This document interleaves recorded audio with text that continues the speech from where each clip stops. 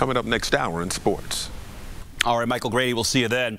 Animal advocates have an urgent warning out tonight to vaccinate your puppies and dogs for parvo. Central Indiana is seeing a drastic uptick in that deadly virus. Call 6 Investigates. Kara Kenny is working for you live with what you can look out for. Kara.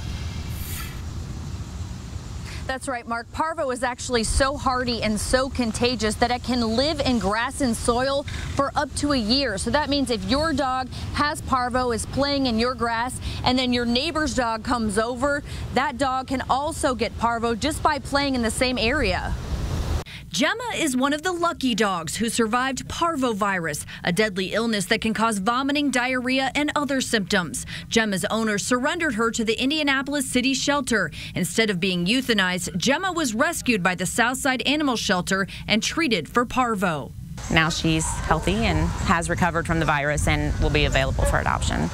Treating parvo is costly. I think we spent between $8,000 and $10,000. The West Michigan Street Vet Clinic tries to make treatment more affordable at $125 for 3 days. They've already done 200 treatments so far this year. That's how many they did in all of 2016. It's not something like an eye infection where some eye drops are just going to make it go away. This is life or death. And we try to get our clients to understand that. When you walk in, signs warn dog owners about parvo. Dogs have to be kept off the floor.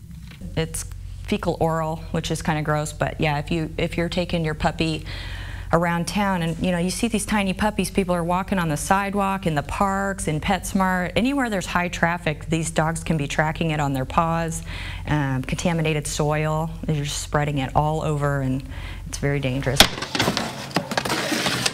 It's so contagious, dogs have to be isolated, and workers have to get suited up to avoid spreading it on their clothes and shoes. Canine advocates say parvo is on the rise, and they want people to vaccinate their animals so it doesn't reach outbreak levels. Any animal that's not completely vaccinated is going to be potentially at risk of contracting parvo.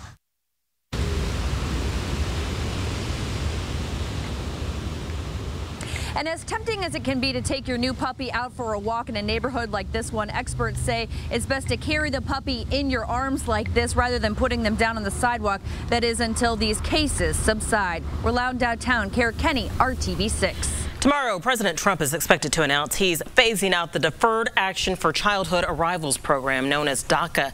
The program, started by President Obama, grants work permits to hundreds of thousands of undocumented immigrants who were brought to the U.S. as children. They're often referred to as dreamers. President Trump is expected to delay the end of the program by 6 months to give Congress time to pass a bill to replace it. But there are also several reports that the president's plan remains fluid and could change before tomorrow's scheduled announcement. Nearly 18,000 dreamers call Indiana home. Many of them are now attending school or working and wondering whether they could face deportation.